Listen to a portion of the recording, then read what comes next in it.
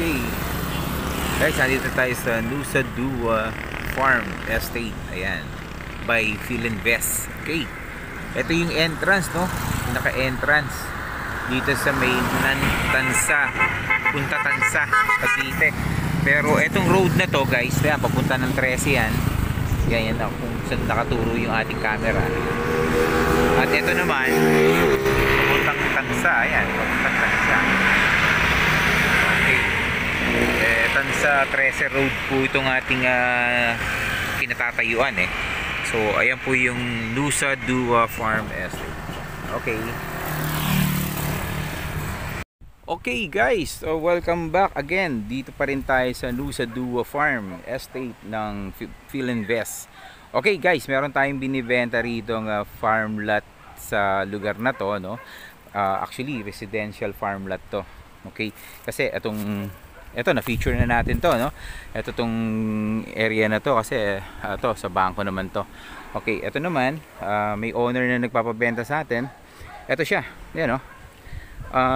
Ito yung yung barbed wire na yan hanggang dun sa may makikita nyo po yung pinaka fence yan, perimeter fence. Tapos makagandang subdivision din yung the other side, ano, gated din, no? Makalalaki yung bahay dyan. So wala kayong dapat alalahanin dyan sa bakod na yan, kahit perimeter lot siya, gated naman po yung kabila.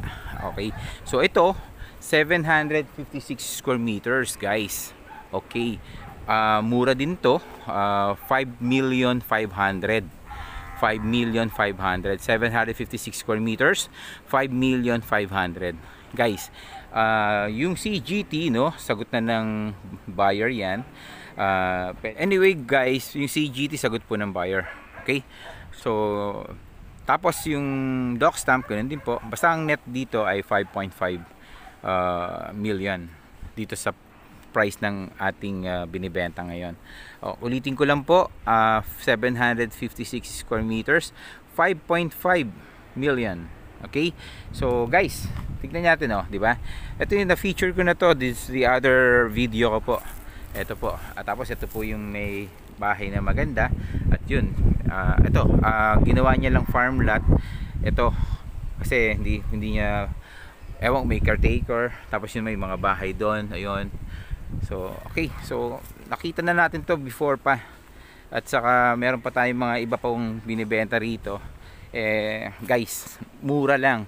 Kasi yung iba pong bentahan dito nasa 15 to 17,000 per square meter. Pero ito po, ito parang naglalaro lang to ng parang wala pang 7,000,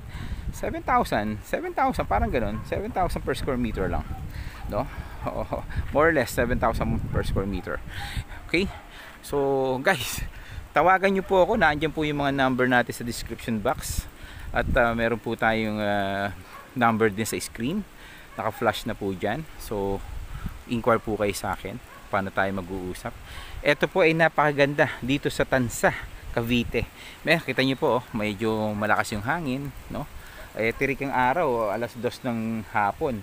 Pero kita nyo naman po, malamig, ngayon El Nino pa naman, di ba?